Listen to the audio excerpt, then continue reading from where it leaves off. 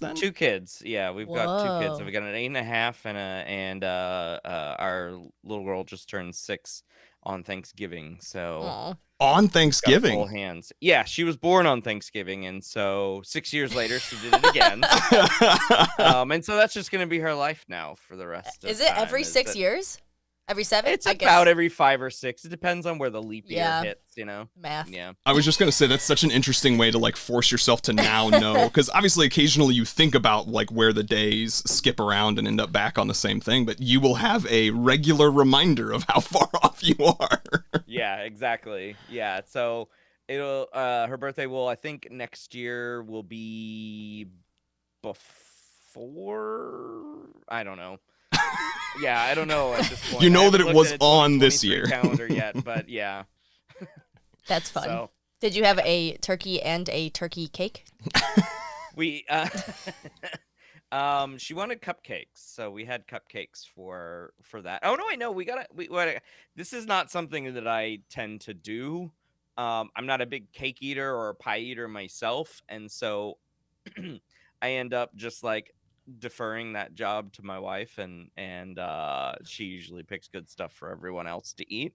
Oh, Got it. I thought you were saying you defer the eating to your wife. You're like, well, I'm not a big cake guy. that too. She I eats. mean, I don't have my portion, right? So that ends up happening anyways. I defer all my eating to Nick, actually. He's like the dog in the house. I just give him my plate and he licks it clean. Nice. I'm not sure what to think of that. In love with movies, in love, in love, Danny and Nick. in love with movies. Da-da-da. Welcome, movie lovers, to In Love with Movies. I'm Nick. And I'm sick. That was good. That was good. All right, well, since Dani is not feeling well and she's still on for the jokes, I'm going to probably carry a little bit more of the weight here. And listeners who have been listening with us for a long time probably know that that's not going to be too much of a problem for me to talk more. So this is In Love with Movies. For those of you who are new, welcome. We really love having you here. We unsurprisingly discuss love and movies here on this podcast. That's So, right, Nick. Yeah. There you go. And to join us in that endeavor today, we are honored to be welcoming a fellow science Wow. communicator, a fellow psychology and movie nerd, and podcaster extraordinaire, Dr. Alex Swan. Alex, how are you doing today? I am doing all right. It has been a great day. I didn't have to go to campus. We're in finals week, so I was like, yes. Did not have to go to campus, so I'm feeling really good. That's fantastic. Yeah, this semester I have, for the first time, I think since I've been teaching, actually had to teach a in-person class 4 out of the 4 days a week that our university teaches. So that's been something. It really does tire you out by the end of the semester. Yeah. We have it easy when we're in the teaching professorial field sometimes, in some ways at least. Sure. I work for also college, but I don't. Well, I'm an adjunct professor, but that's a joke. But I. Not all adjunct professors, and Danielle's thoughts are her thoughts alone, not those of the podcast In Love with Movies. I'm just kidding. But I work for city colleges, and it's so funny how many professors are like, nah, just not ever coming back. It's They're just crazy. just staying Virtual, at home. yeah. Yeah, we've had a couple. Most of them were Power like, to 'em. yeah, if you can get away with it, right? Yeah. I mean, I've got a pretty decent setup here, ignoring the blurred background, but I've got a pretty decent. I could if I wanted to, and I did during the pandemic. Had a lot of fun putting together async video lectures, teaching on Twitch. Oh, it was a lot of fun. It was different. I don't know if I'd want to do it 24/7, you know? Yeah. Have it be the long standing. Yeah. Yeah. We But I pivoted. could. I'm just saying I could. You could never leave your house ever again. Right. I could become a hermit. That is entirely possible. I'm an improviser, and we pivoted to Twitch. And hot damn, I never want to go back to virtual improv because you don't know if you're funny or not. because no one is literally giving you feedback. So we turned to this thing where, like, if the audience thought you were funny, they would put 6, 7, 6, 7, 6, 7, 6, 7. So I was like, please give me a That 6. was the applause. Give me a 6. Nice. Yeah, that's the applause in Twitch chat. Oh, so that it must have been So we a didn't make larger that thing. up. Yeah, we did- Okay. you guys weren't that I thought I original. was original. Never mind. No, I'm saying that applause has to be verbal. I didn't know about the 6, 7. Oh, okay. That's you were original. Okay. Dani, you're fine on that one. Thank you. Well, speaking of original, we were talking a little bit before we started recording, Alex, but I think this is part of how we found each other, is that both of us during the pandemic were people who were trying to bring as much fun as possible in any possible way. And it seems like you're someone who's done that before too, with regards to teaching psychology. And so for you personally, that has also included a fellow passion of mine. I often give extra credit for people writing papers about the psychology in movies, and you have gone a step further and you have a whole podcast about it. Tell us about that. Yeah, I have a whole podcast. A whole ass podcast. A whole ass podcast. I'm even wearing the shirt. So I wore the Ooh, shirt it's got swag. today just to make sure that I was gonna plug it. I hope that's okay. It's absolutely okay. So it's Cinema Psych Podcast. You can find it wherever you get your podcasts. And I started it in 2019. So at the beginning of 2019, I was like, I want to do a podcast. And I reached out to the media and sports folks at my school, and they were like, yeah, we could do a podcast thing. And I was at that point, it was like, let's do a Eureka College sort of Sure. centered podcast. But then the more I thought about it, I'm like, no, I want to do something that will really be something that I love doing every single time. Like, it's not going to feel like work. And so I centered on movies because I was like, of course, this is my biggest passion.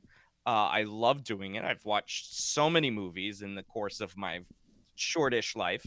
And might as well talk to people who also have expertise in psychology. And I found a hole, because most of the podcasts around movies either, one, focus on only clinical stuff.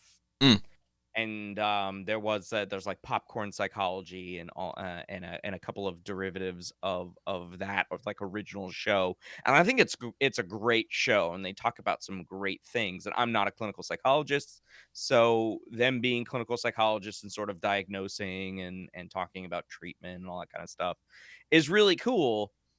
But that was like, but what about the other psychology out there? And so I went looking, and I found that the other ones were about characters. I'm like, okay, characters are fine. Psychology is about individuals. Sure. Why, that's a great idea. But I sort of want to talk about movies in general, and the portrayal, not just of characters having, and of course, when you just focus on characters, you invariably end up with clinical stuff. Mm-hmm. I was like, no, there's got to be more out there. And so that's what the show has been since 2019. And it's been great. It's been so much fun. I'm going to be recording an episode at some point next week, and then another one like right after that for the next couple of shows. It's so much fun to do. So if you're not a clinical psychologist, same with Nick. Correct. What? For people out there listening, in case you don't know, it is possible to do something in psychology that is not clinical. Yes. I did learn that through marriage. But Alex, what psychology are you? So I was trained in like sort of classical cognitive psychology. My dissertation and PhD advisor was a reasoning guy, and so I consider myself a reasoning and thinking bias guy. And so that's sort of where I find myself. But the good thing about having my training sort of in the last decade was that I also got the new methods too. So I know a little bit about sensation and perception. I know a little bit about cognitive neuroscience in general. And so I could take those talents with me to be a more generalist when it comes to that kind of stuff. Perhaps my worst subject, though, would be developmental. I know nothing about developmental except that babies grow and I get bigger. I feel very similar. In fact, that's there's the one topic you have to kind of pick which chapter to cut out of teaching intro, and I find myself always skipping that because I'm like, if you're really that interested, there's a whole other class that somebody will teach you here, and I just don't find it as interesting. I was going to say, as a trained teacher, I knew this was I coming. took all developmental Yep. psychology courses. So Yeah. It's And- important. It's good stuff. Yeah, it's just exactly. It is. not my cup of tea. And you know what I learned? Psychology works. So, for example, Nick is really good at, like, he trained our cats. It's the same as in the Big Bang Theory, right? Is that when they do it? When they, like, ring a bell and then give Yeah, them it's Pavlov. It's a Pavlovian response. Pavlov. That guy? Do you know him? Yeah. I don't know him personally. Oh, okay. Yeah. Close old friends. I like how I was like, the Big Bang Theory made it up. Yeah, I'm like, I know Pavlov, where are I you going swear. with this? Where are you going with Anyways, this? we trained our cats to eat food when we want them to eat food, all through psychology and bells. And it does work. Yes, very much so. That's and so awesome. now That's awesome. This is hard to train cats to do anything. Yeah, it's very true. They still poop yeah. on the floor. Yeah, they're They getting don't better eat- at that too. Now Yeah. that we've done some other things. Sorry. Yeah. Side note. That actually, we've had the criticism. I'm a pedant. I think the scene you're thinking of in Big Bang Theory is actually using operant conditioning with rewards, and that's different from necessarily the classical conditioning that the we use for Sheldon the and cats. Penny moment. Is Yes. that- Yeah. Would you like a chocolate or something? Yeah, I think he gives her some candy of some kind. Piece of candy? My Yeah. bad. It's okay. They're very, very wants her- closely related, and He wants her to like be quiet. yes. Yeah. Yeah. Oh, yes. I got it. And then she's like, I "Oh, used I got a that phone clip. call. I should leave the room, right?" There you go. Don't you, So- too? Yes, I did. That's I used it 6 weeks ago, probably now. So Love it. yeah, on I'm a learning regular so basis. much. On a regular basis. I also use the clip, the scene where they're trying to figure out, the four of them are trying to figure out an experiment of put together, like a methodology, some kind of proposal, physics experiment. And they keep getting sidetracked. And so they're like, we're not leaving this room until we come up with this proposal.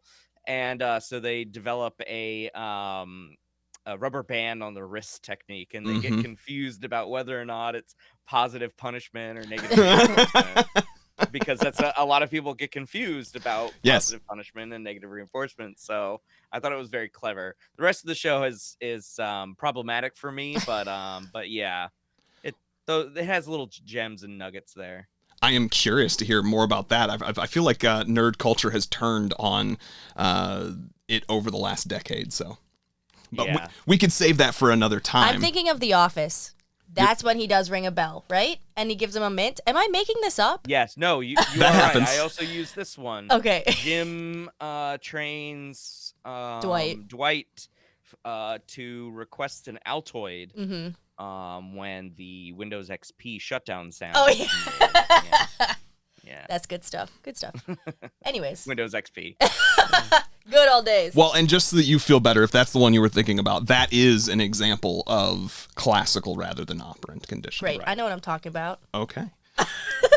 Well, on this podcast, we love love. We love all kinds of love, and we are not love experts. But one of the things we like to talk about and get to know our guests is just kind of their thoughts and their views on relationships, their experiences to the degree that they're willing to share. So, Alex, why don't you share with our listeners a little bit of your love history? You were telling us that you are obviously married. You've got 2 kids.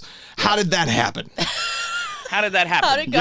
Yeah, you know. When a man I was waiting for it.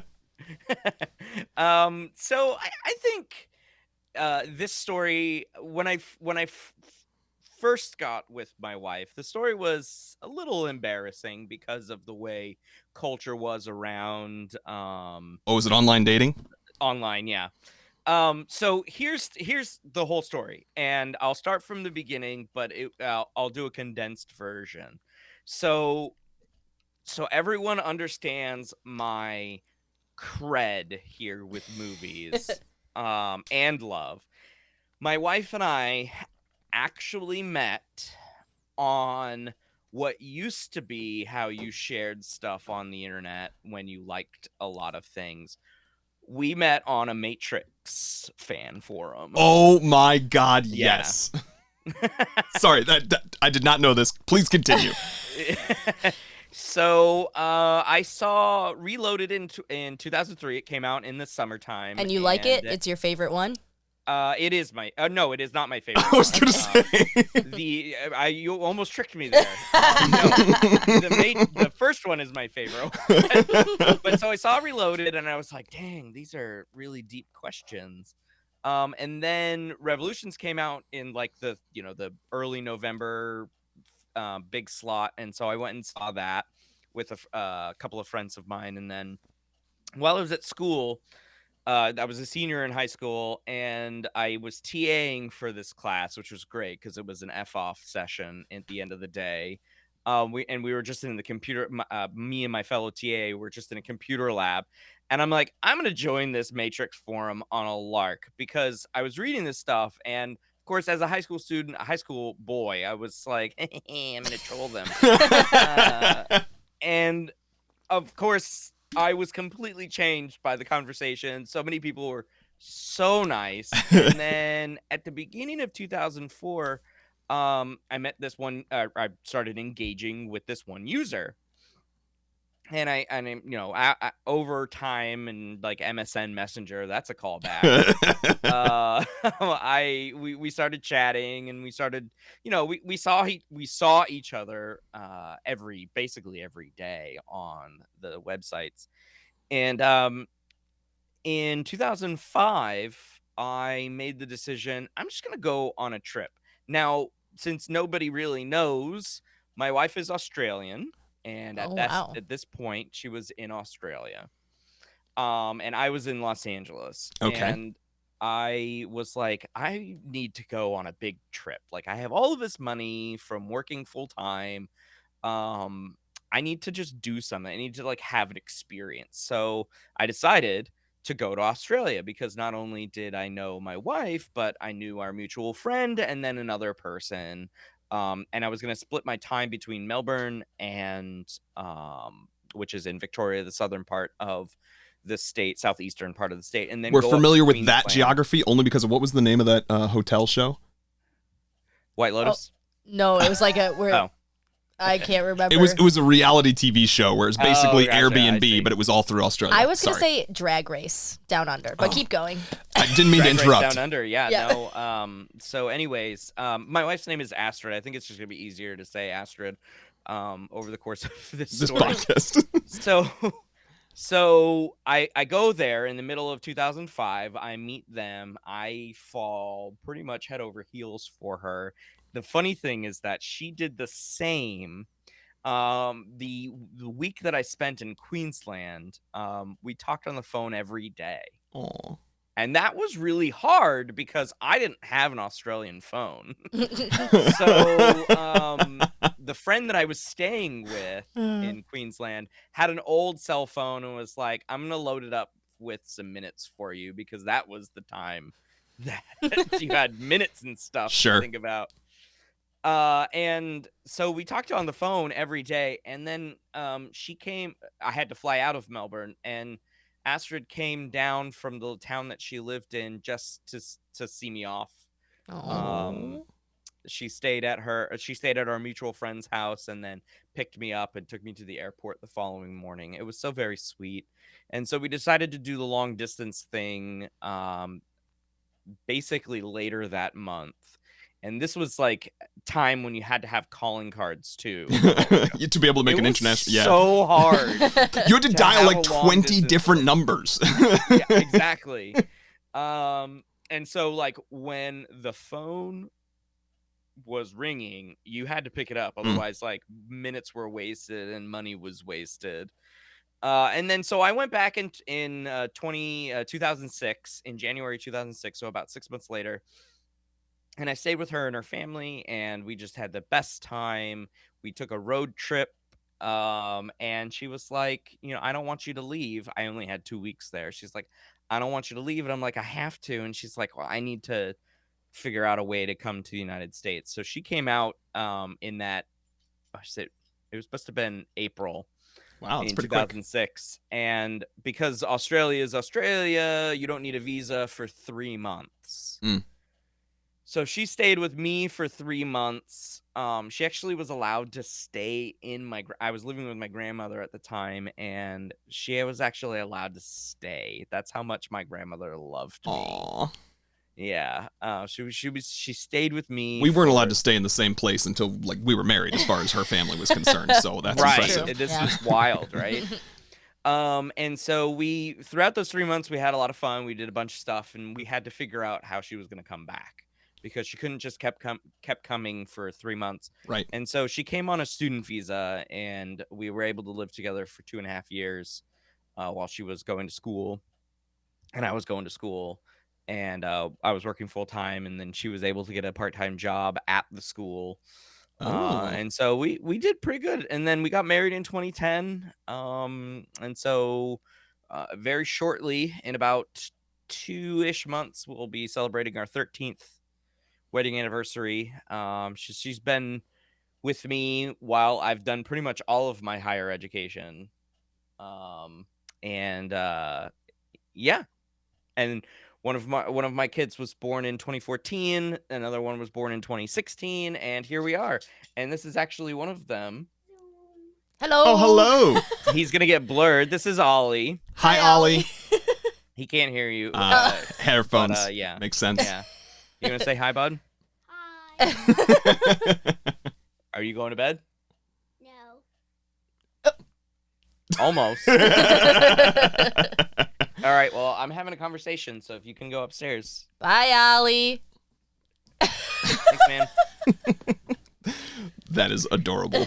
So here we are. That's what it is. And that's It's family randomly- life in 2023, 2022. We're not there yet. Not there yet. Yeah, exactly. So Yeah, what- so that's my story. that's a great story. I was just gonna say I was asking it on a lark because we've never tried the not having a specific topic before, and I'm really glad that I did. Thank you for being an amazing first guest for that question. You're welcome. Question for you: did you ever Yeah. consider moving down under? Ooh.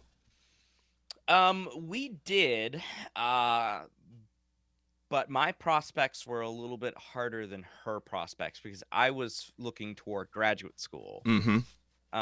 And so it was going to be a little bit harder for me to do graduate school as an international student than her coming for undergrad.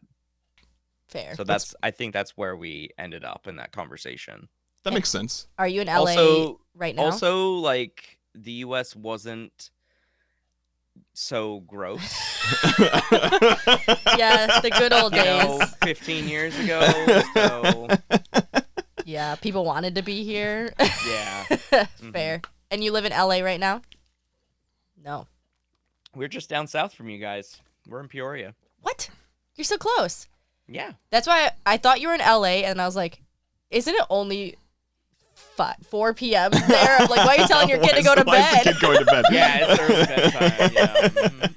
Yeah, no, we're and so when I saw that Nick works in and you guys live in Chicago, I was like, Mhm. well, that's really cool because when we have this conversation, it'll be the exact same time. Yeah, that works out, because next week we're meeting with some dude in Japan, and I'm like, ooh, we gotta do some flipping, which I'm sure you had to do when you were long distance in Australia, Right? too. Oh yeah. The interesting thing about it is you go backwards in time. So when you're like trying to figure out the time, you go backwards. But then when you land on the time, then it's the next day ahead. Oh, because like So- it's so far ahead in terms of the Right. time that it's actually like Tomorrow. into the next day, but it's so close that it's easier to go backwards in terms of thinking about what time of day it is. Right. Gotcha. Yes, you don't want to go all the way through the other side of the clock. Or you just, open up your world clock. But yeah, but this was before like world clock apps. Right. So You had to have one of those I things was like, literally "Oh, on your it's desk 7 somewhere. o'clock. What time is it there? And they do daylight saving too. Oh. And so it was just like, oh my God, what time is it there? Wow. That's wild. I have another ignorant question. You ready for this? Do your Shoot. kids have an accent? No, Okay. no. But your wife they, has an accent. Her accent is blunting, yes, Mhm. but she still has the vowel situation that you would find in an Australian or a British person, right? So Bath. A Yeah. lot of people mistake her accent for Bostonian, which is kind of funny. Even when she first moved here, they were like, "Are you from Boston?" You It's from like, Boston? what? That has more to How do did with you get Americans that? not being able to think that Well, somebody yeah, would come that's from true, outside too. of the United Right. States. But no, they don't. They sometimes, for instance, because they take showers now, but when they would take baths, sometimes they would repeat her and say Bath, but it would kind of sound weird coming out of their mouth like that, and I don't think they don't do that much anymore. The only really King's English thing that they do is she is mummy. There you go. Yeah. Mm-hmm. Cute. I love it. Yeah. I lived in Peru for a hot second, and my Peruvian sister was dating an Australian, and I understood all the Peruvians way better than I understood the Australian, even though we were speaking the same language. Because, I mean, he was from, like, I don't know, can I say this? The bush? Is that offensive? Yeah. No. Okay. No. I It would honestly be like wouldn't know. saying somebody out in the boondocks or whatever for us. Got right? it. Yeah, so very, like, rural. Yes. Yeah. So when he would speak, I'm like, nope. Yeah. I don't know what you're saying. You'd say very Yeah, I'm weird much things. like rural Southerners. Yes, Yeah. I was just gonna say that. You see, like, what was it, Gator Boys or other things like that? These like deep South people, you know what I mean, with those other influences. Louisiana. the character in Waterboy, Yes. the assistant coach. Exactly. Oh man. Well, I guess I only have one other question because it sounds like it's been long enough, and it was even back in high school that I won't ask the one about what you would give yourself as advice for people still looking. But what do you, in your opinion, again, this is one man's opinion, what is the secret to making your healthy relationship work? You've got some years behind you, 13 going on. So how's that happened? Listen, I don't know, but I will say that, like, communication is absolutely the pinnacle of any healthy relationship. If you have no idea what's going on with your partner, and they have no idea what's going on with you, and you can't talk about things, then that is a doom spiral. So I would say communication. I think that's one of the things that we're pretty good at. We're also pretty good at apologizing to each other. And we tend to have a lot of mutual apologies. Okay. Where you're like, I did usually something stems wrong, and you from- recognize that the other person. Yeah. Yeah. Because one of the things that I espouse in my classes over the last several years is, like, it's okay to be wrong, and it's okay to apologize for things that, even if you don't necessarily want to apologize, like the desire to apologize isn't there, that you can recognize that maybe you did cause some harm or you did hurt someone. And it's like, that's okay. That's just being human. That's kind of just, life. I just really wanted to press that button. But I agree. We're using the soundboard. All right. I dig it. No, yeah. We've heard the communication before, but I love even the apology thing. I don't think I've ever heard anybody necessarily do that. Obviously, in fact, sometimes I feel like on popular culture, you hear, loving someone is never having to say I'm sorry, or like I feel like that's a line from a movie. Totally. It's that's total BS. Yeah. It's like wrong message. Yeah, because Nick is Right. wrong all the time. Yeah, pretty frequently. Yeah. I mean, I am too. Even so, not even just to, like, Astrid, but, like, my kids. I mess up sometimes with them. And I say sorry to my students as well. It's just like, it's okay to be wrong. Yeah. Or, in fact, wrong most of the time. And I think as people of science, it's hard because there's this, like, I feel like the type of personality likes to always be right. Definitely part of what attracted me to science. But B, there's almost this, like, need to be defensive about it. Do you know what I mean? Like, accepting when you've made a mistake can be, I think, even more difficult in that context. But I agree with you. Sure. And I think you may have even been talking about this on one of your recent podcasts, or someone else was, being wrong and just moving forward from that is literally why the scientific method works. If you can't be wrong, you can't do science. So Yeah, and if my science is any indication, I am wrong a lot. I am wrong quite a bit. So I've stopped doing a lot of just like direct research because it's mostly wrong. So might as well focus on things that I can be right about. Gotta find ways to build that ego up every once in a while, for sure. Right. Otherwise, it's just like I would be a mop wearing professor clothes. Oh. I am a psychologist. I was like, I don't know where you're going with that, but got it. Well, all right. I love that. Do you have anything else you wanted to ask, Dani? No. Oh, okay. Anything else you wanted to add before we move on, Alex, to our movie portion of the podcast? I'm good. My question is to you two. Ooh, love it. What's your response to somebody is wrong in your household? I think we both also apologize. We just initially react differently. Yes. Mm-hmm. I was actually going to say, when you mentioned the mutual apology being a frequent thing, I identified with that a great deal. Like, even more than just the apologizing, but I feel like we have especially gotten frequent at doing exactly that. That, like, if one person's apologizing, the reality is there's probably something on the other direction that the other person can be apologizing for. Mm-hmm. Our difficulty, and I suspect this might be the case for most people, is who's going to apologize first. Mm-hmm. Yeah. Or Who's gonna apologize first? Who looks who looks the most maddest? yeah, or like I internalize things, so I get real quiet, and then Nick overshares, and so Yes. like finding the balance, like you're saying, communication, and like figuring out where maybe the root of the problem is, because the reality is we probably both did something wrong to hurt the other person, or there's a reason we're like butting heads. So just making sure we're meeting in the middle. Putting the chocolate in Nick's mouth. Oh. Going back to the Big Bang Theory. Come on, it's a callback. Right. It's callbacks, they exist. Come on. That's why I do comedy in this family. Nick, I do have something to tell you. Uh-oh. She's going to surprise me just like I think I got surprised her on the last episode. So, Alex, we usually do #Closer Through Science. Ooh, she got it right. Listeners, it only took 36 episodes for it to be over. Nice.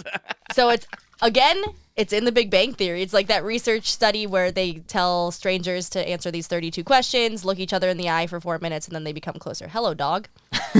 2 dogs. Yeah. Plural. So not only we have two babies, we have 2 babies. There's a lot going on in that house. Yeah, oh my God.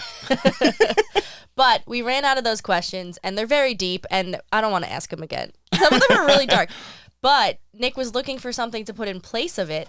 And a long time ago, Nick, I bought these I remember this. rom-com quiz cards. I don't know. Alex says he's seen a million movies. So I'm just going to he makes a rapid good fire candidate. some like movie trivia at you, if that's okay. All right.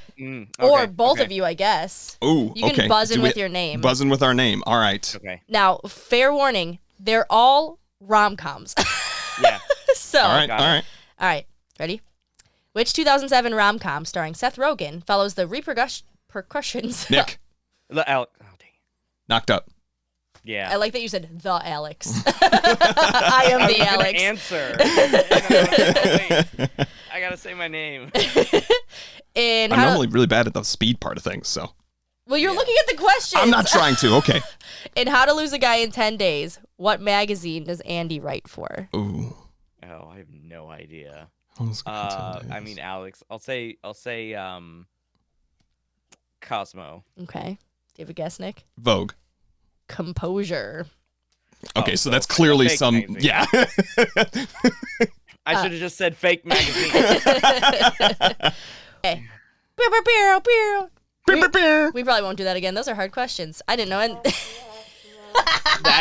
Failed attempt. That is accurate. I Oh tried. my gosh, my Matrix cred brought me up here, and now my rom-com trivia has brought me way down. Yeah, Oh, so boy. you better go So study basically, up. no one's going to listen to your podcast about movies because clearly you have no movie credit. because you didn't know the name of the fake Okay, magazine. well, I hope to redeem myself on It's a Wonderful Life. And with that, we are discussing It's a Wonderful Life next. So, movie lovers, we're going to take a brief break, and then we will be back to talk that movie. Bye. In love with movies. Da da da. And we're back. Oh, sorry. And we're back. Oh, man. We literally practiced that, everyone. This is what happens. My eye's sick. Dani is sick, which works out well because she did not usually care for this movie. So Wait, we'll be... we haven't gotten to that yet. Oh, I was just trying to say maybe you won't be speaking as much, although you said you wouldn't be speaking as much in the last section, and you thankfully had lots to say. So we're always welcome for that, too. All right, Nick, do your thing. So, we watched the movie. What's Somebody's gonna opening have to credits? Apologize later. Both of us, in fact. What is opening credits, Dani? You tell us who's in the movie. There you go. Okay. So, everyone, this is, we watched It's a Wonderful Life. It is the 1946 classic starring Sir James Stewart. I gave him the title. I don't actually think he has the title, Sir, in this case. Sometimes known as No, Jimmy I don't think Stewart. you gotta know. He wasn't a British. He can't have it. No. Yeah. Oh, you're right. He's not a citizen, so he couldn't even, yeah. We talked about this when we talked about David Bowie. But David Bowie could have because he was a British citizen. He turned it down. Remember, we discovered that. Turn it down. Yeah. Because he's that cool. Anyway, Mr. Jimmy Stewart, Donna Reed plays his wife, Lionel Barrymore plays Mr. Potter, the old curmudgeon, and before you both ask, yes, he is related to Drew Barrymore. Wow. He is her great uncle, as I discovered. Interesting. Then we've got, I feel like we have to mention also Uncle Billy, played by Thomas Mitchell. I feel like I've seen him in other things, black and white as well. Yes, he's been in it. Yeah, he was a good character actor in that time. I figured as much, yeah. And then Harvey Danvers plays Clarence. It is directed by Frank Capra, who you might also know from things like Mr. Smith Goes to Washington, which was also Jimmy Stewart. Danielle's like, I've never heard of that movie. I have heard of it. The story, the scuttlebutt supposedly is that this movie kind of tanked Frank Capra's career because it was not actually very successful in the box office and was critically not terribly well received either. It was written by Francis Goodrich, as well as some others, and many of them have, like just lots of credits of the time, kind of like Thomas Mitchell being a character actor of the time. They had a lot of kind of, if you know the 1940s movies, you would recognize these names from those films as well. Other than that, I was just going to say, that bit of trivia. Most people, I feel like today, it is a staple, this movie, but You can thank NBC for that. and that's exactly what I was going to say. For anybody who doesn't know, the fact that it was not well received, it was dirt cheap and hit public domain, so it was literally free for NBC to then play, right, Alex? Yeah. They gobbled that up real quick. Yeah. And there was like, let's crank out every year. It's Every like, year. Sort of early December kind of vibes every year for NBC. I don't know what they're doing in the age of streaming anymore, but because I usually catch it somewhere else. They're making their own yeah. content for Peacock. I suppose, right? Oh, yeah. I was going to say, it's kind of like what happened with A Christmas Story, right? Like, no one liked that movie until they Yeah. played it for Literally 24 straight hours of A Christmas Story on TBS, yeah. It's not a good movie, but And then here we are. We've now got the remake of it. So I just want you both to know that at probably several points talking about this movie, I will go into my Jimmy Stewart accent. I was hoping you were Love going to that. do that. Yes. I was thinking I would do that too. I'm usually the one doing accents Was that Jimmy Stewart? on the fly. Anyhow, before I embarrass myself further, and before we can get to our love stories, anybody who's new will not know that we are first going to get a quick summary of the movie from my lovely wife. And for if anyone who is a returning guest, they know that this is everyone's favorite segment. Time for Danny's Dingle. All right. It begins with God. Sadness. We must save him. But wait! Let's take 90 minutes. Rewind time.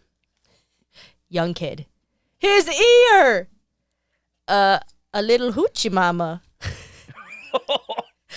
Bert and Ernie? Question mark? Oh, R.I.P., father. Potter is a dick. You could say that about Real 6 though. times through this movie. Mother mouth kisses. Yeah, it does. George is down on his luck. Good soul.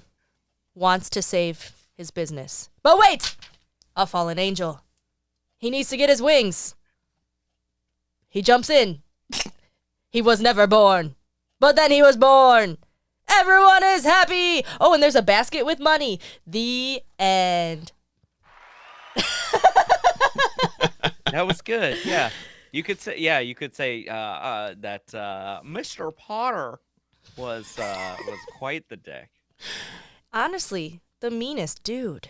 So, yes, he is pretty terrible. And in fact, like, more so. And I actually I don't want to get too far ahead, but I had notes about, like, oh, man, this stuff still rings very true about him just being a slumlord and not caring about other people and being a businessman who doesn't care about the human beings around him.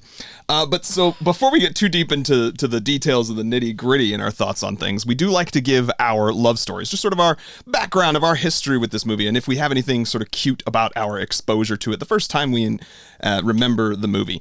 I remember it because I had never actually seen it when it was just sort of on or what have you, but my mother had grown up clearly with it on all the time, and I can remember sometime, I don't know exactly, I must have been like around 15 or 16 or something like that. I asked, Mom what was her favorite Christmas movie, and she was like, Die Hard. She should have been. It is a good choice. No, she said It's a Wonderful Life, and I realized I'd never seen it. And so I then spent like 2 or 3 years trying to find it, because ironically, because it was public domain, which I know made it like easy to play at different times, when we moved into DVDs and things of that nature, because it had gotten popular again, its rights were like all weird and tied up, so it was hard to find a copy. And so it took me 2 or 3 years to find it. And then that was the first time I ever watched it actually start to finish. I'd of course seen clips, here and there, but yeah, so that's my love story with it. Dani, what's your love-hate story with it? Okay, well, the first year Nick and I were dating, actually, his mom got me, because she knows I'm a festive bee. We're wearing some of our festive t-shirts right now. This is my favorite movie, Christmas Vacation. Yeah. My And I'm wearing Christmas movie. the Santa tee. Good one. That's probably my favorite. as well. Oh, Christmas all right. Vacation? Yeah, Christmas Vacation. Hell yeah. That's correct. You've redeemed yourself already, Alex, from that rom-com. Oh, from the rom-coms. I was like, what did I do? What would I apologize for? But she got me this big basket of Christmas movies, and I had never seen White Christmas, and we watched White Christmas, and I was like, ooh, I like this, little dancey. And then It's a Wonderful Life was in there, and I was like, I just don't think I want to watch that. I don't ever want to watch that. So it's still sitting in a box right now. I don't think we opened that That one. may be the copy that I got, actually. But kind of a sad story.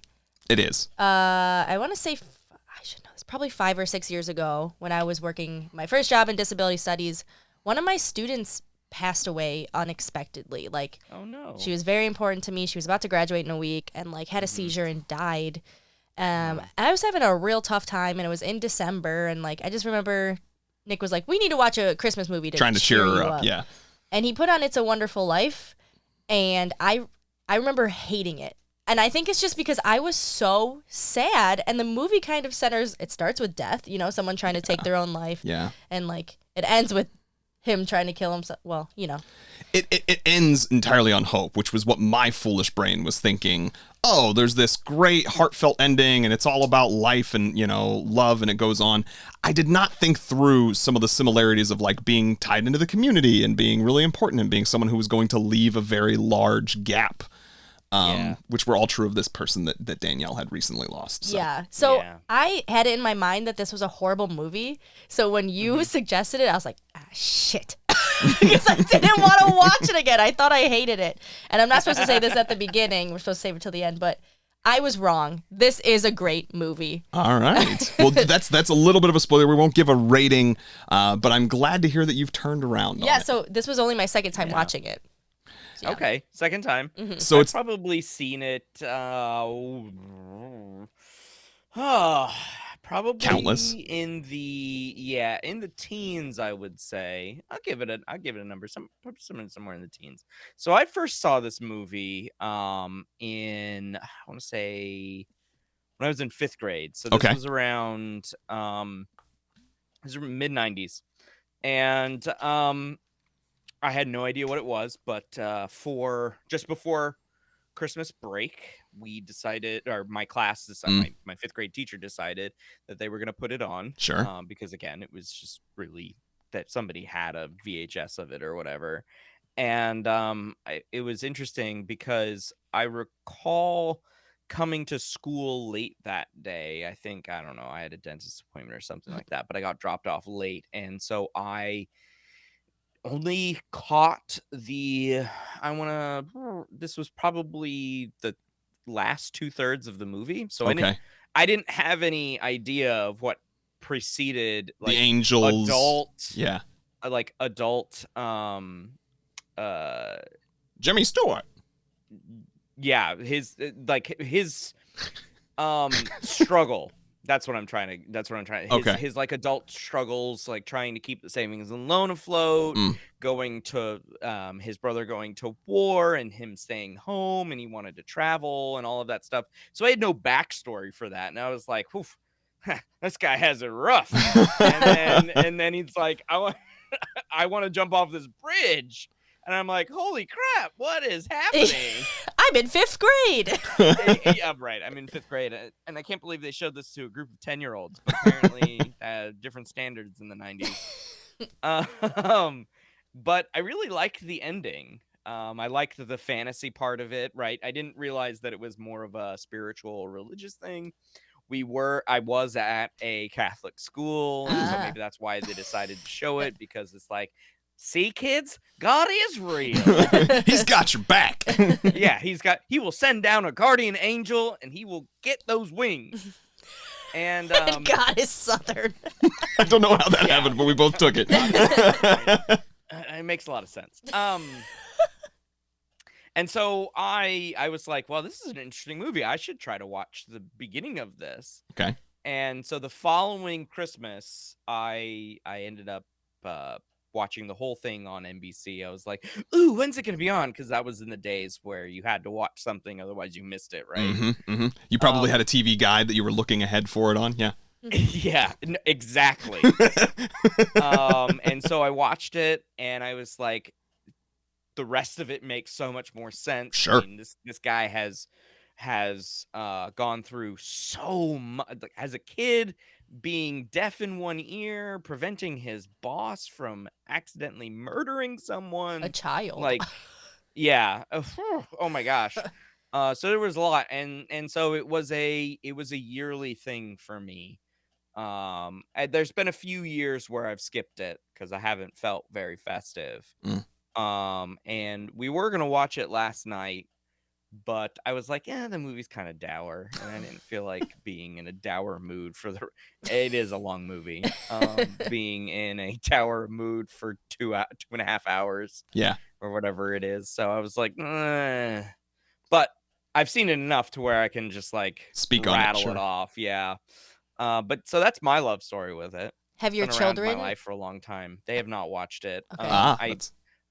There was a picture. So they have this little calendar that came home with them, telling them all the fun things that they're going to be doing leading up to Christmas. So every day there's a different like theme or a different thing that they're going to be doing. And there's a picture of It's a Wonderful, like the cover from the poster or whatever of It's a Wonderful Life. And I pointed to it and I'm like, do you guys want to watch this?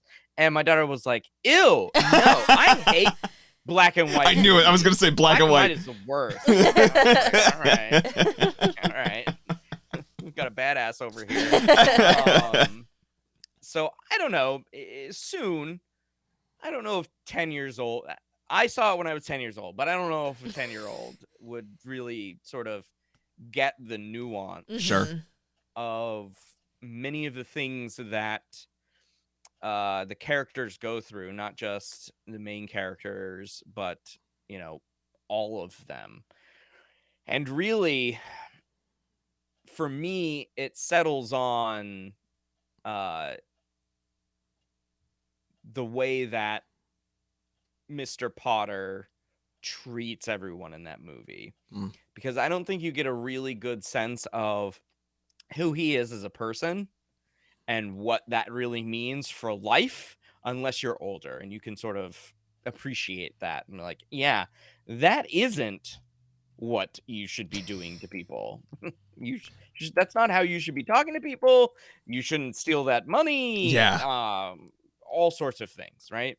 That gets me every time. Sorry to interrupt or take the conversation another direction, but like, I feel as though you could write that character off as not being evil per se. Maybe just like, oh, they really are. They believe in capitalism, and you know what I mean? That there's people in the world that really do think that's the answer to things, and they're still decent enough humans.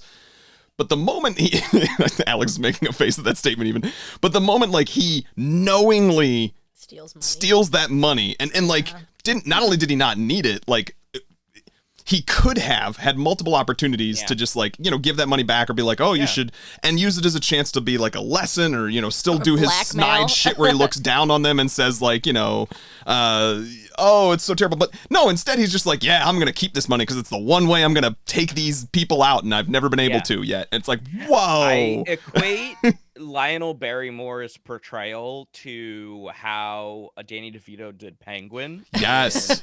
1992's Batman Returns.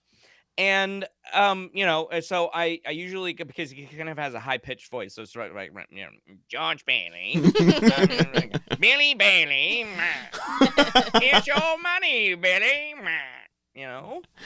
Actually, I just thought of this now, but I hope you all have seen the claymation version of, I don't know which one it is. Are you talking about Heat Miser?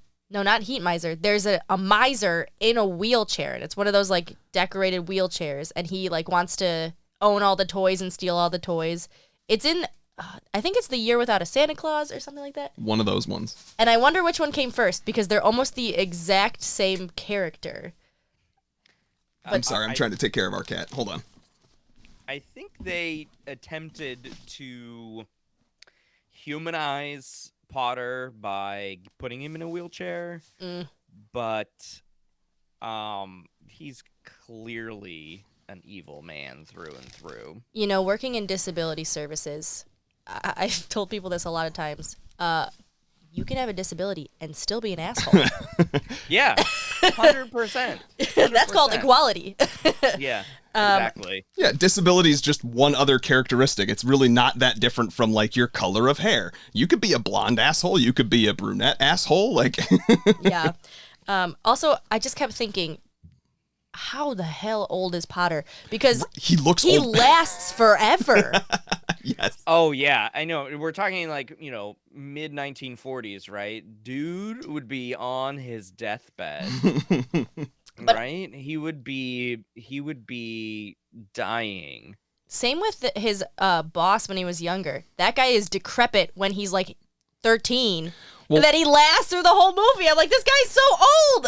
To be fair, his boss was quote unquote decrepit because he had just gotten a telegram about his son dying and was therefore completely distraught. Like, that's why he also makes the mistake with the pills.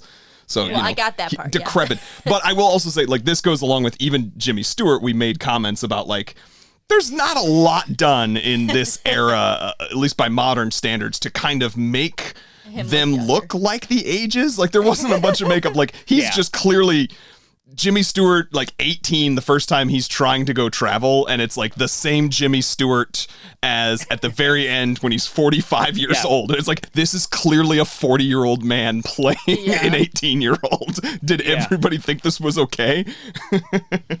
Agreed. He goes straight from the prom dance to like being an adult, looks the exact same. They didn't even do anything with like hair, because normally they could do something with hair or clothing to make somebody look older or younger, and they just did not do that for any of these characters. Well, I suppose for Donna Reed, for Mary, they made her look more homely when she had children.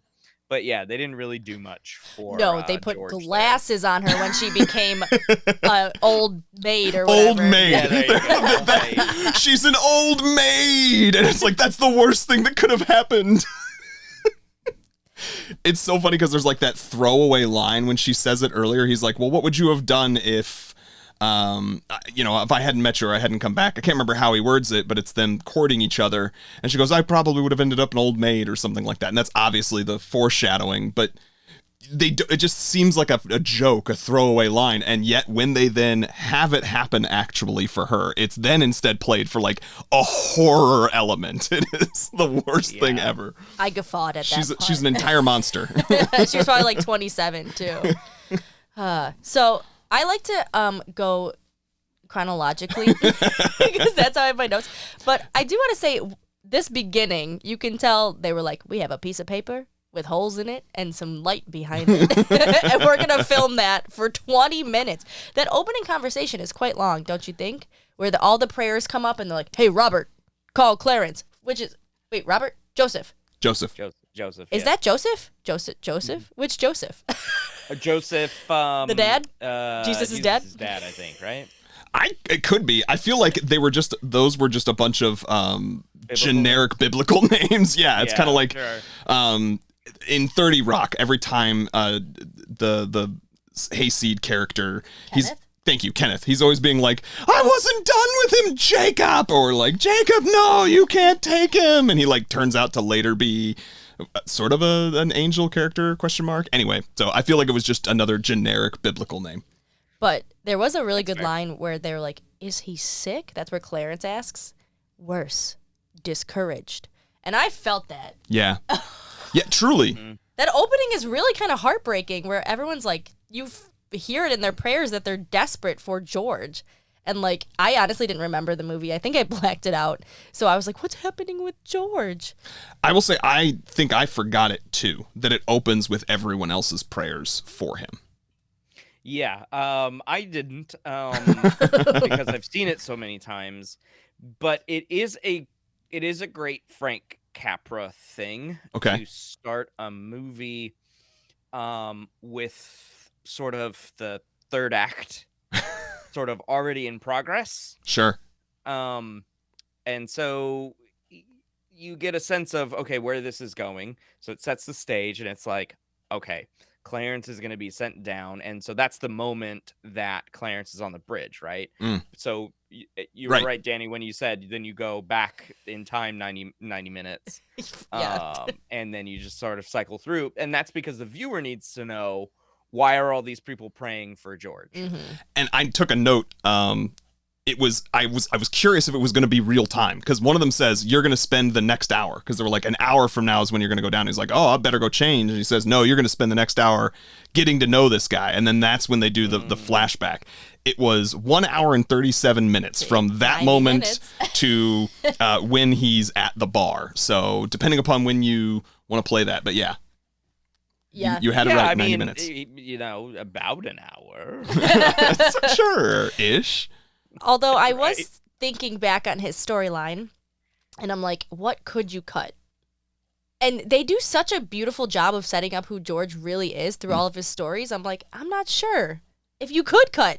You certainly couldn't cut whole scenes or whole sequences, I don't think. Yeah. No, I don't think so either. And I think I would imagine there was a lot on that cutting room floor that they didn't put in. Yeah. Sure. In fact, I bet they probably...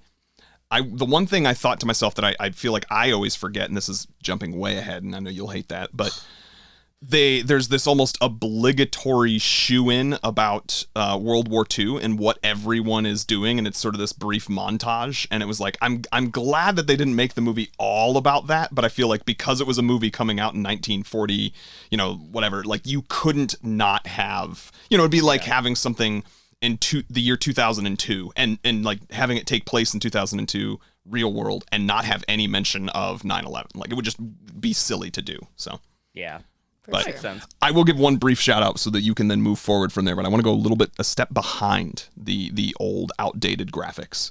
The title cards. This is a lost art farm. Lost art farm. And form, some would say. Some might say. Listeners, wife, Alex, I'm sorry. I'm sorry for my I'm sorry misspeech. for making a crack at your defense. I'm not sorry. I thought that was funny. But truly, those title cards were gorgeous, and it made me like also. They really are. I mean, I would say a lot of movies from that era just have that art direction there is just wonderful. And it's a thing that, like, when we talk about opening credits in movies, they talk about, quote unquote, the title cards. And I rarely ever think about the fact that comes from, they literally used to just film someone moving the cards. I think Elf starts out that way. Probably. But it's digital. But still, they start out that way. Anyway. So is Bert and Ernie...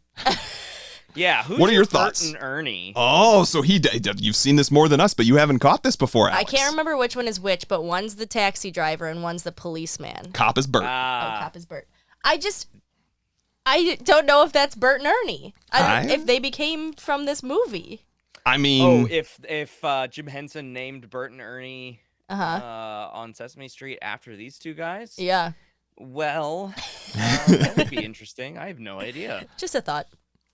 You don't know that bit of trivia. You don't know how to finish the other bits of trivia about, what what cosmopolitan movie or magazine she works for. I have the weirdest film trivia in my mind. I mean, that's 30 years. I'm wondering, but it would have been something that would have influenced, I feel like, Jim Henson. And I thought to myself, one of them was kind of taller and bald, and the other one was a little bit...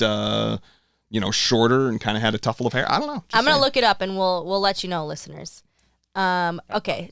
So the child She's never going to look that up. Anyway. The child scenes are heartbreaking. He's such a good kid. He saves his brother, gets deaf in one ear, saves his boss. And I just really like the blonde gal in the movie the whole time. Who I said, is she a little hussy? I enjoy her. What's her name? Janie? Do you know what I'm talking about? Is it Daisy or something like that? I know who you're talking about. The little girl, the crush girl. Uh-huh. I don't remember her name. She doesn't stick out to me. But she stays throughout the whole movie. And you identified with her because of not only is she blonde, not only is she cute, but the first time we see that character, she's sitting there and she says something about, I want to kiss George to Mary, and Mary responds, but you want to kiss all the boys. And you turned to me and said, same. And then, I can't remember, is it Mary or Janie, whatever her name is, who kneels down into his ear and says, I love you, George Bailey. Is that Mary who does that? That was Mary. That was Mary. That's such a sweet little movement. She specifically does it in his deaf ear. Mm-hmm. In fact, I think she says, like, let's see how deaf you are in this ear, and then leans forward. I will say also, and sorry, I'm trying to totally now look up this character's. I feel like something I took a note on. A lot of times in this podcast, we end up talking about how media does not portray relationships, dating, courtship in a terribly timely way or a long-lasting way. And aside from one scene that I then later made a note on that was pretty obvious to me, their courtship is so sweet, so genuine, and I thought, like, in all of the right ways could still maintain today as the way one should develop a relationship, in my humble opinion. Yeah. And what do you want, Mary? You want the moon? Just say the word and I'll throw a lasso around it. Oh, it's so sweet. Just pull it down. And then she draws it. Like, oh my God. I know. That's a pretty good idea. I'll give you the moon, Mary. I'll take it. Then what? Well, you can swallow it and it'll dissolve and... I thought you were going to remember all the lines. Like, I remembered I could have quoted up till that point. And then beyond it, I think I would have been lost. Yeah, but you didn't even watch the movie this year. That's impressive. That's Very how many impressive. times you've seen it. Yeah, I actually say that line quite a bit. It is very sweet. I exist through life on movie quotes. They get me through my day. And whenever somebody says the moon, I'll be like, you want the moon? It is so cute. I love it. And then he wants, the house, and she picks out the house. I think I wrote a note somewhere where it's like... They threw a rock at it. I said, her wish ruined his life. Because she overrode his wish. He wanted to travel, and she said, nah, brah. we're going to have all these obstacles in our way. No, but that's the message of the movie. It didn't ruin his life. It made his life. That's true. You're right. You're right. It just wasn't what he thought he needed. It's a wonderful life. I also think Roll credits. that George has a very sweet family. They're all very sweet to each other, which makes it even sadder when, the dad passes away unexpectedly. But I know that families in the 40s, especially men, were not always very nice. I think a great representation, I'm hopping ahead, is the end when George gets so mad. I'm like, I feel like that was the norm. And his family is like, I've never seen this side of Dad. And they were all understandably scared. Yeah. Because of that. Yeah. But they do a good job of just being like, no, George is a good dude. He's just a sweet dude. Yeah, I think because he goes from like 0 to holy shit pretty darn quickly with the Billy losing the money. I think at that point he thought his life was actually over. Yeah. Yeah. Very sad. And so he's just a reckless abandon, going home, telling his kids to shut up. Yeah. Like, stop I don't playing. care about you right now. And just like having to get it. And I mean, he does what a lot of, I would imagine a lot of fathers did at the time, was just leave. I mean, he was probably thinking about never coming back. And I would imagine a lot of fathers also thought they were never going to come back or didn't come back. And then, it took a little bit of Clarence time to make him realize that he should go back to the thing that actually brought him quite a bit of joy. He just couldn't see that in the moment because, our world is ruled by money and really evil men who want to take advantage of us. Yeah. And I think that end scene also shows their relationship, because when he gets home, Mary isn't there. And she was out looking for him. And I think that just really tells how much she loves him, because he was a horrible person. And she still left her children with reporters, ? Yeah, or I noted lawyers that too. or I whatever. clocked that too. Did she, were the report, because she looked surprised when she came in and they were there. And so I'm like, that means that A, she left the kids alone. B, those people let themselves in. I want to say Bedford Falls was the kind of town that you could just rock up into somebody's house and be like, hey, how's it going? Yeah, I think you're probably right. Yeah. And then they were like, would you like a bottle of ice cold milk? I have a question about Bedford Falls. What time is it ever? Because I swear they're setting up that it's midnight. These parties are ending. People are walking home. But then the town is hopping. People are just out on walks. I don't understand. Well, yeah, it doesn't all. It feels like it's a big city. Like they gave it a lot of activity. Maybe that was a production decision to make it seem like there was activity. That Bedford Falls was the place where white people went and had a good time. Could be out at any time of night and that kind of thing, I guess. Yeah, fair. But it was definitely billed as small town Northeast. Yeah. Yeah, for sure. Agreed. And by the way, there is one Black person in town, and it's their housekeeper. And I was going to say, and that one person is... And Harry, is that the brother's name? I think so. Harry. Did you guys clock when he just grabs her ass? He slaps her ass, grabs her ass, and pushes her into the kitchen. Oh God, I must have been taking a note on something else. No, I did not. And she goes, oh my God. Really?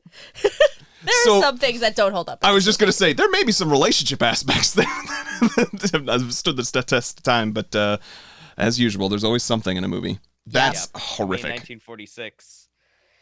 Only 7 years after Hattie McDaniel won the Best Supporting Actress Oscar. So, I mean, there's still a lot of work to be done. Yeah. Well, there still is today. Yeah. Yeah. I was going to say real quick, though, before we get past him being angry and her going after him and all that scene of things, I feel like this was the first time I truly felt the stakes, Alex, of what you were talking about, that kind of explained why that behavior was acceptable. I don't know. In previous watches, I think part of me just was like, oh, he had a bad day at work. And it was like, this is just how dads were when they had a bad day at work. Whereas this time, it really did sink in of like, no, this is so out of the norm, because even when he has a bad day at work, he doesn't do that. What he's looking at is literally staring down the barrel of like complete financial ruin, probably going to prison, never going to see his kids again. Like, and I'm like, yeah, that's a bit more than your typical bad day. This response is maybe understandable. And he's worth more dead than alive. Like that really So- hit me. Yeah. Have the two of you heard about what's going on with this crypto exchange FTX? I've been following some of it. No. So just briefly for the listeners, FTX was a cryptocurrency exchange, and there were some bad decisions that were made by lots of people, including the CEO, and which led people to run on it, Mm-hmm. try to withdraw their money, and that's exactly what happens in this movie. And that was what I And it explained to is- you. Yeah. And FTX has filed for bankruptcy because it wasn't able to Pay give that people out. money that they withdrew, right? Yeah. And that's exactly what happens with the savings and loan. They all run on the savings and loan, and he's like, hold on, everybody. I'll get you God, my honeymoon money. Oh, here, that's enough for you, and enough for you, and it just causes so much havoc, and that could have downstream consequences. Yeah, like you were saying, Nick, it could have ended with him going to prison. Yeah. Yeah, that's true. And how heartbreaking is that moment too, where he's like giving out his personal money. He didn't get a honeymoon. He didn't get to travel. He got nothing. And finally you're like, they're going to go. And then that day, pouring rain, they make a run on all the banks. Yeah. Mm-hmm. Yeah, and that seems to happen over and over and over again to him. And I made that note of, because, I mean, listeners know, and so therefore I know, Alex, you listen some. I've had struggles with depression in my life and, suicidal thoughts, and definitely have always thought, that you're worth more dead than alive feeling, and also being the type of person that I think you can get to that headspace where you whether it's accurate or not, you feel as though you have maybe lived your life of always for others and putting others first. And every time you think you're going to get the thing that you want, or the thing that you think you need, something happens where, it doesn't pan out that way. And it can be very easy to lose sight of how that in the long run can still pan out to be a very good life. And so that was something I very much identified with, but also just specifically sort of his every moment he's, and then he does the quote unquote right thing of putting someone else before himself. And that's just a repeated difficulty. So, yeah. Thank you for sharing. I do have some qualms with the way, I don't know if I'm advancing the chronology here, but Go I for do it. have some qualms with the way that the film portrays his butterfly effects here. Okay. Because I honestly don't, I don't know that a town would like descend into Pottersville. Pottersville the way that it would in real life. Like, no, I don't think anyone has that amount of ability to create that change at that level, at that butterfly effect level, where it's just like, the flap of the butterfly wings has downstream consequences that are like hurricanes or whatever. I don't think it would descend into Pottersville. I think there would be a lot of quite a few people would be like, well, I don't know if I want to rename Bedford Falls. I will say, so I do think the speed at which it would have had to happen probably Oh my God, true. yeah, Because it would have been like 7 years or something like that. You know what I mean? Like, Right, yeah. but I did clock that. I think actually, whether it gets renamed or not, I think the bigger thing there is, and maybe it is longer than 7 years, it's not that he personally is it. It's that he personally kept the building and loan open. And I feel like this watch, I noticed, it's the building and loan that is clearly, time and time again, the one and only thing that's preventing Potter from literally owning the whole town. So, Yes, that is. I mean, they smack you over the head with that. That it is the savings and loan. but I don't know if George Bailey has that much sway. I don't know. Maybe if Uncle Billy wasn't such a alcoholic that he could handle it better. Maybe the father doesn't die when the father dies, right? Just Bailey Senior doesn't die when he dies. It's just a lot of stuff that has to happen. Sure. It could be in succession for Bedford Falls to descend into like tomfoolery. Yeah, because it was like it is there's people getting kicked out of nightclubs everywhere. Is neon signs, nude girls. Hookers. Yeah. Yes, total character changes for Bert and Ernie too. Yes. Like he's like, what are you talking about? Get out of my way! Like he's not a nice cab driver anymore. He's telling people to like, what are you talking about? Get out of here. But could this actually be instead not the reality, but almost like a Christmas Carol moment of showing them my headcanon, because I've seen it so many times, so I've decided to make different stories. My headcanon is that George does jump in because he jumps in to save Clarence, right? So he does jump in, ends up getting hypothermia, has hypothermia, and is engaging in sort of like the maybe not fever dreams, because that would be the opposite, but like hypothermia dreams, and that's what he's experiencing. And somebody finds him and is like, hold on, let me warm you up, and then he ends up making it back home. I think you just removed all the magic from this movie. I have, yes, 100%. But that's what happens when you see a movie so often, right? You have to start making stuff up, and that's exactly what. I'm not a religious person. I was going to say he removed the religion from it. He removed the religion from it. If you take away the spirituality of it, you kind of have to figure out, okay, what is happening, because it's not magic, it's God. So, and I was gonna, yeah, that's true. It is, yeah. Unless you're gonna say on record here that God is just no different than other magic. I said it. He's a wizard. God is magic.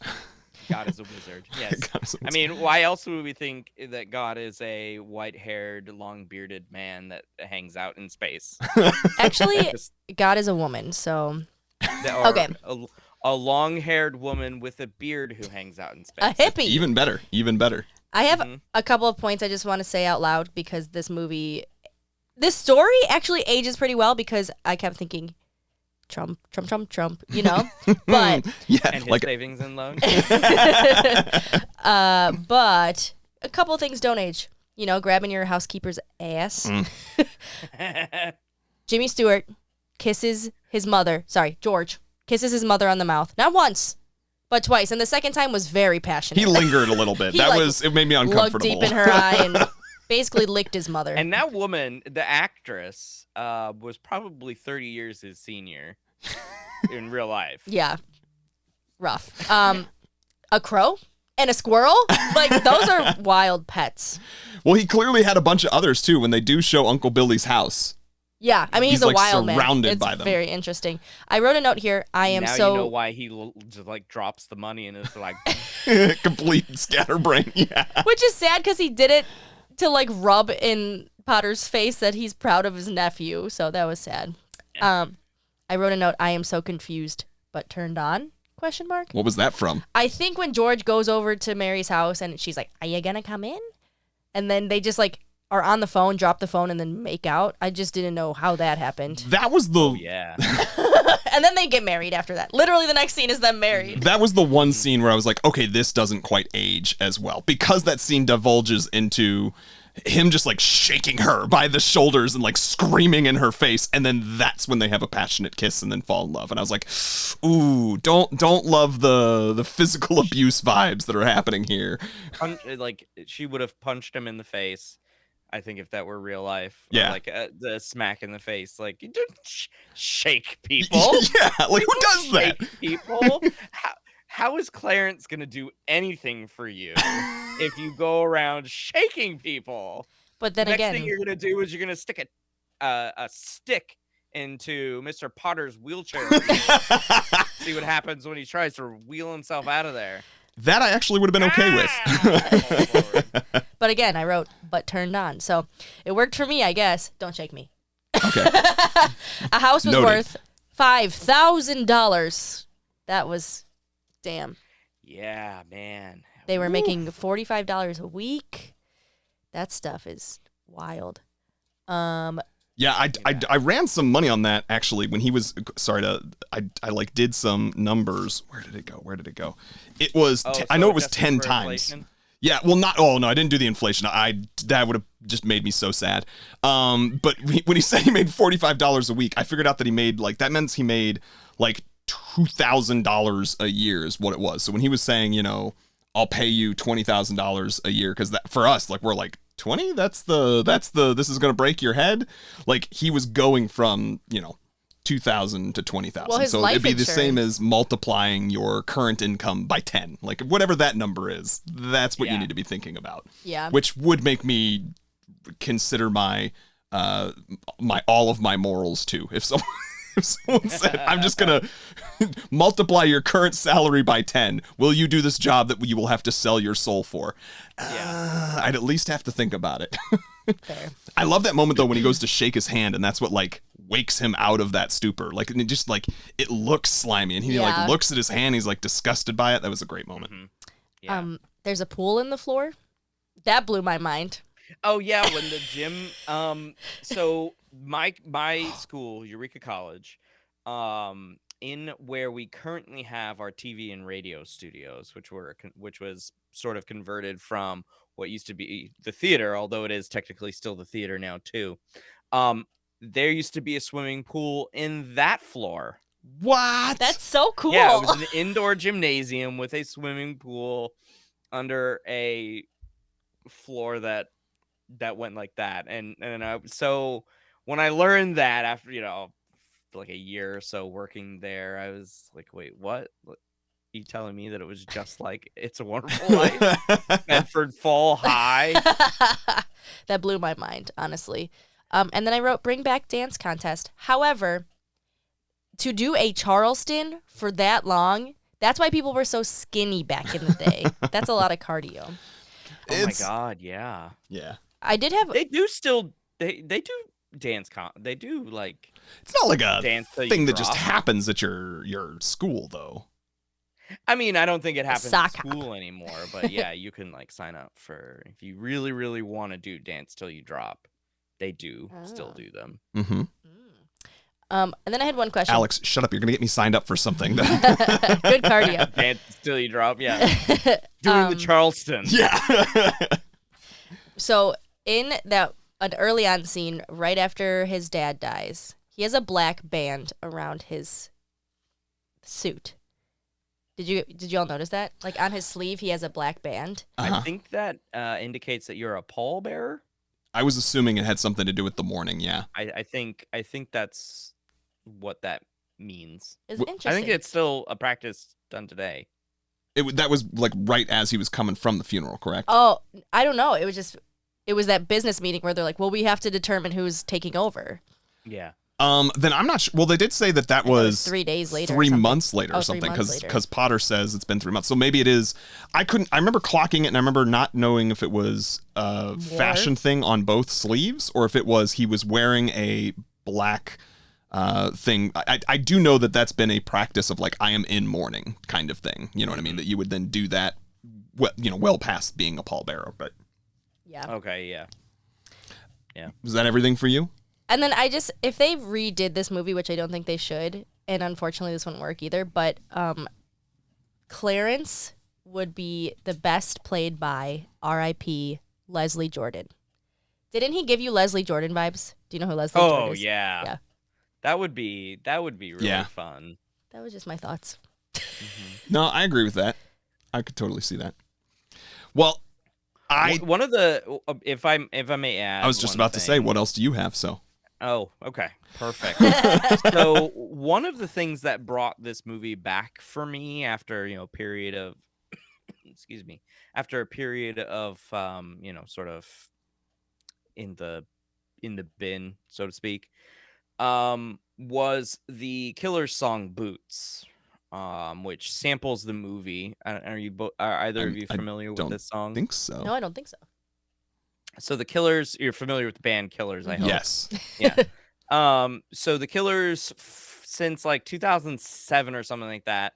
I don't know if they're doing it have done it recently because I haven't been following what they've been doing recently, but they released a Christmas song every year for Product Red, which is Bono's AIDS relief organization. Okay.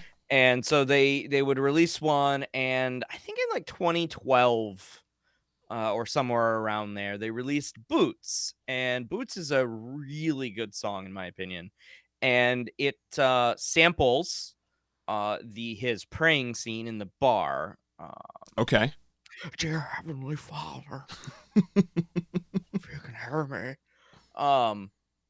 at the beginning, and then it goes into the music, and in the music video, they show the song is the music video, at least. I don't know what the song is necessarily about, but I mean, I guess like traditions and things and being welcome and home and just doing fun stuff during the holiday season in this sort of melancholy way. And the music video shows this guy who looks a lot like Ben Folds. If you've ever seen Ben Folds, it looks a lot like Ben Folds. It's not Ben Folds. I looked it up. I was like, that looks like Ben Folds.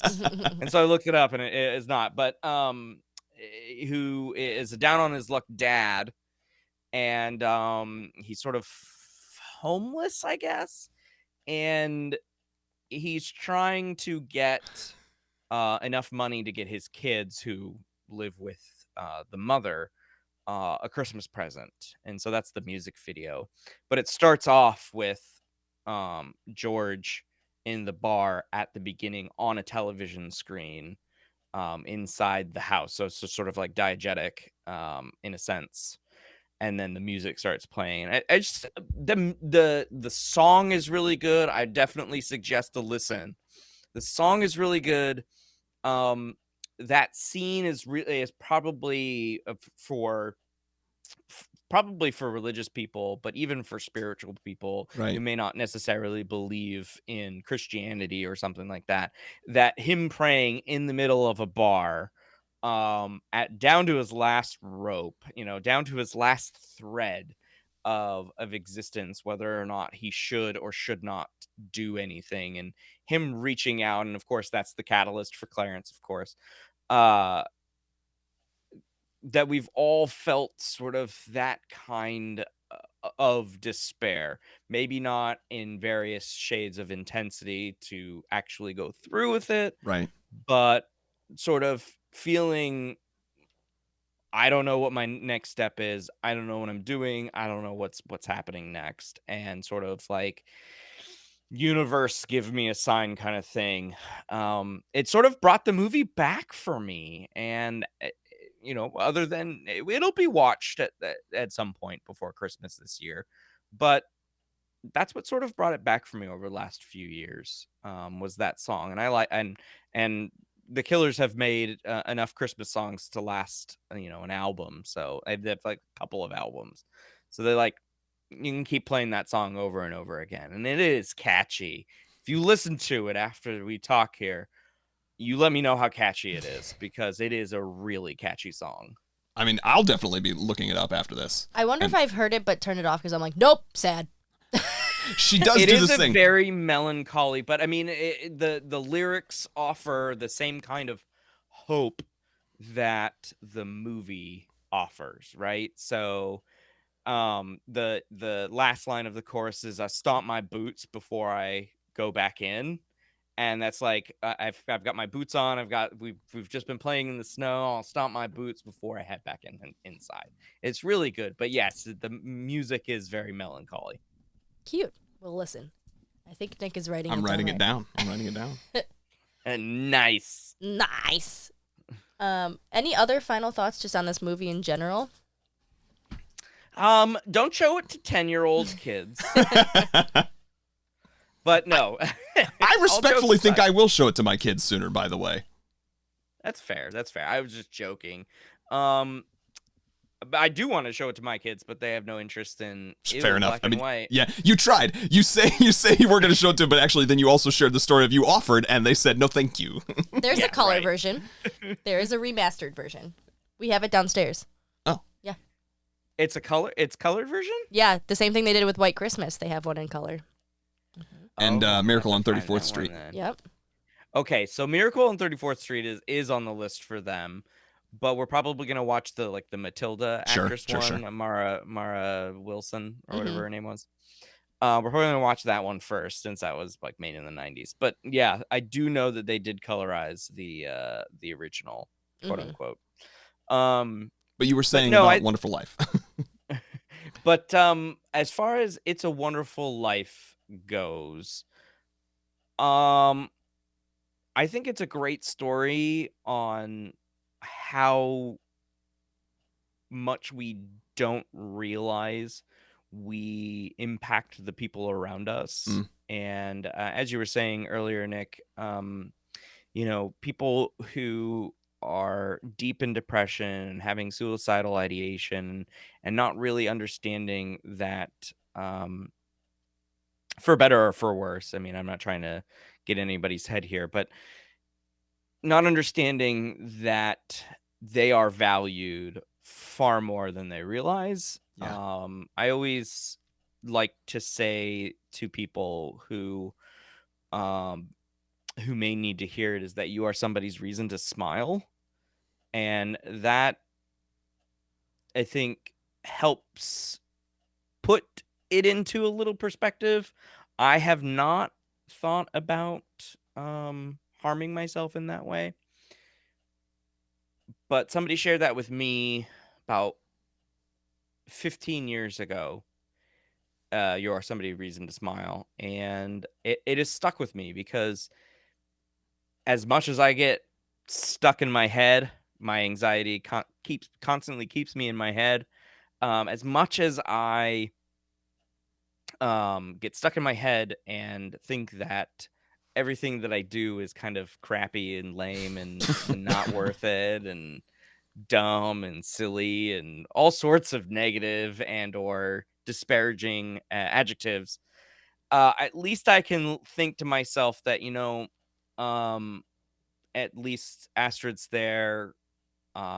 She's my reason to smile. I'm her reason to smile. And that just kind of fills me with some warm fuzzies. And then I can look back at this movie and sort of get that same impact. And that's why I like watching it. It's not for the, although I do enjoy the anti-capitalist takes while watching it, but I watch it for the ending and not for the little girl saying, "Look, he got it."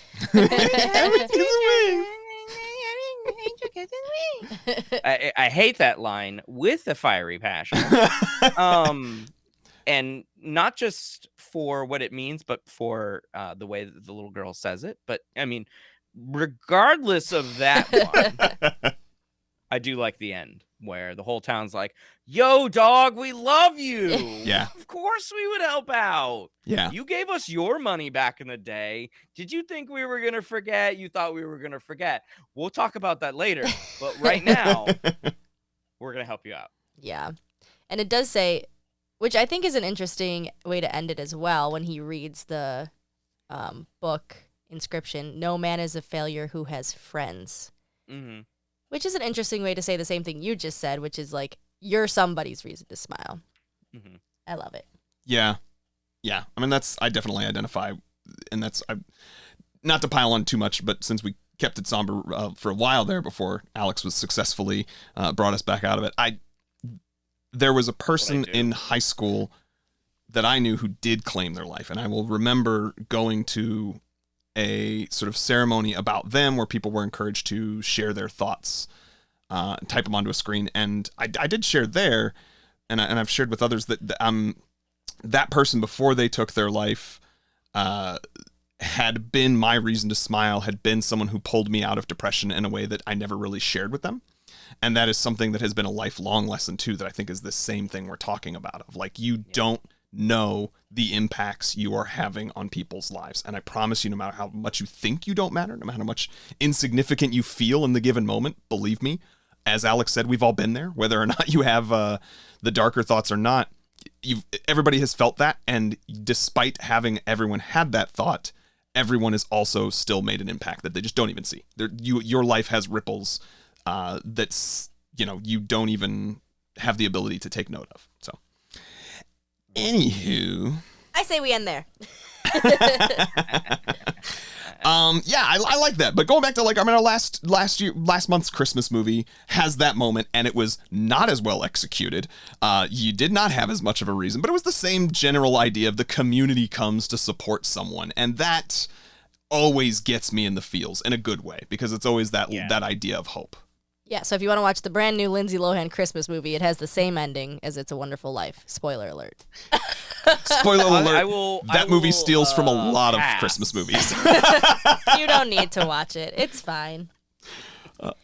So should we do heart ratings? Yes, let's do heart ratings and whether or not you would renew your vows. So listeners, this is where we will give a 0 to 5 heart rating for our movie that is designed intentionally to be an objective rating of how good or bad we think that movie is. And then our would I renew my vows is, do I plan to ever watch this again? Even if you were to rate this a 0.5 and you think it's a terrible movie, maybe you love watching it for your own reasons, and that's perfectly okay. So like The Room. Yes, that is a perfect example.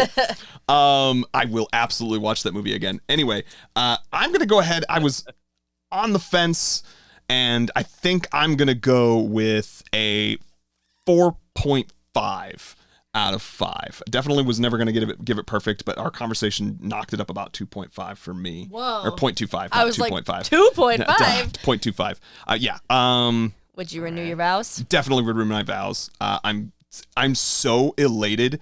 Ever since I made her watch this movie the first time several years ago, it has been one that I've wanted to watch, and she's insisted not. So now that, thank you, Alex, you have made us watch it, and she did not have a choice, she has admitted that perhaps she'd be willing to see it again. So now, yes, at some point in the future, in some holiday season, we will watch it again. Yeah, I'll give it 4.75 because it's just a touch long. Wow! 4 points. I know, You're even higher than me. Just for length. Yeah. But otherwise, it actually is like a really, really good movie. So thank you, So Alex. how much shorter would it have to be to get a full 5 hearts? Ooh. 15 minutes. Wow, that's not too much. There's a cutout there. That's I'll find it. 0.15. Wait. Oh, that was bad math. So 15 minutes. What would have to be cut out from there? Mother kisses. Maybe the dance. No, that No. the pool is life-changing, Okay, that's true.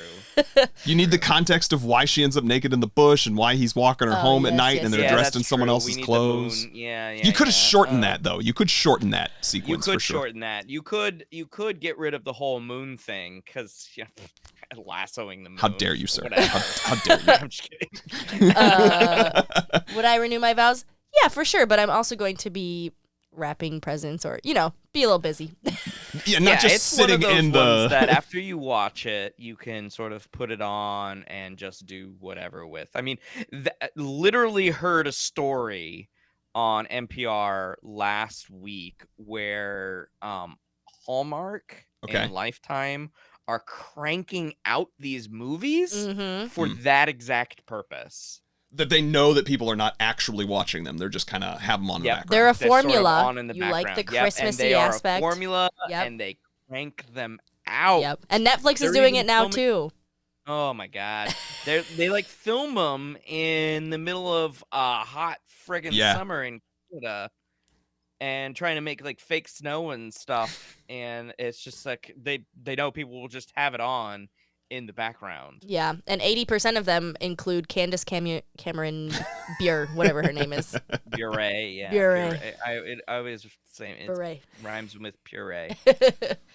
Alex, what would you rate this movie? You picked it. So I give it 4 hearts. Okay. And I was sort of going back and forth between 4.5. I think this is Frank Capra's probably second best movie, even though he was not given that honor in the mid 1940s, because he tells a very good story. I think it's only second to Mr. Smith Goes to Washington. Sure. But the two of them, Jimmy Stewart and Frank Capra, were amazing. They make a good team. The length is a knock for me on that one, and then I would say some of the characters are a little annoying, and not just the little girl. Every time a bell rings. Teacher said. Oh yeah, you believe everything your teacher says? Actually, no, that's a good point. But still, what is your teachers telling you about religion? Come on, you go to public school or what? And I think you already better said. be going to a private Christian school. Is all I'm saying. So you would renew these vows, huh? I definitely would. I mean, I would say that it'll be, by the time I'm an old man, it'll be, I've seen that movie dozens of times. That George Bailey. You're Jimmy Stewart as an old man. That's what you sound like. Yeah, little rear window going on. Oh, I don't know what you're talking about. We're just gonna end the podcast with him speaking. Well, I was gonna give him a chance to plug himself. Oh, yes. Give us a little bit more about your podcast. Yes, Alex, where people tell can us find again. that. Where can people find you online? Oh, okay. Well, you can find me on Twitter while it lasts. Prof A Swan. Prof A Swan. Because that's what I am. I'm like a bird. I love to fly away. You can find the podcast, Cinema Psych Podcast, at CinSci Pod on Twitter and on Facebook. Sin is spelled C-I-N, like cinema, you know. See what you did there. C, a soft C. And you can listen to the podcast wherever you get your podcasts. I just did my 2022 Wrapped on the podcast, and I thought that was hilarious. People from Poland listen to my show. There That's you go. cool. Hey. That is, and Japan. Wow. Yeah. So I get episodes out every 3 weeks on Mondays. So the next one's coming out. Let's see. I've got my list here. Mid-month. I'll give a plug for your listeners just in case they're interested. It is my Christmas episode as well. And I'm going to be going in a deep dive. This is going to be a solo episode because of scheduling, but I'm going to go deep dive into the Santa Claus because that's the thing. That's the movie that my kids are watching over and over right now. Last year it was Home Alone, but they've been also watching Home Alone. But we've been watching a lot of Santa Claus. And I got to tell you, there is some stuff in that movie. Especially some stuff about psychology and what do people as psychologists do and what a shrink is, etc. Yeah. Yeah, because what's his face? The kid, I can't think of his name. Says, Neil's a psychiatrist, or a doctor. And then Tim Allen goes, he's not a doctor, he's a psychiatrist. I like pull out my hair. Charlie is his name. Charlie, thank you. I pull out my hair because that's literally what it is. I just gave that lecture on psych careers, and it's like, for you to be a psychiatrist, you have to have gone to the same medical school that a surgeon did. You just end it differently with your rotations. Yeah. Exactly. And so, yeah, we're gonna go I'm gonna take a deep dive into that one, and then we're gonna have the first episode of the year. It's going to be on the Lorax. I'm going to have a returning guest host on there to talk about the Lorax, the Dr. Seuss story. Although we're going to be talking about the 2012 version that had all of the good actors, as opposed to the 1970s version, which is scary, very scary. Well, speak for the trees. I think this comes out after when your release schedule is, because we're at the end of the month. So, listeners, if you're hearing this, you can go listen to Alex's deep dive on the Santa Claus right now. Go find Cinema Psych Pod. Go find that. And with us, you can find In Love with Movies anywhere you would get your podcasts. You can follow us and watch us on YouTube if you were curious about our t-shirts that we all mentioned we were wearing today. And then you can follow us on all of the socials, Hive, Twitter, Instagram, as Bing tries to eat Danielle's face. That is, we can find us at In Love with Movies, except instead of the word N, it's just the letter N, at the letter N, Love with Movies. You can find me on similar socials at Nick Loves Movies, NICLUV, Nick Loves Movies. Dani, where can they find you? At Dani Miami 4, and come to Comedy Sports. I really hope the mic picked up that meow. All right, and with that, thank you, Alex, for being with us. We love you very much for being here. Yeah, thank you. Dani, I love you. I love you, Nick. And we love you, listeners. Bye-bye. Bing wants to say bye. Bye.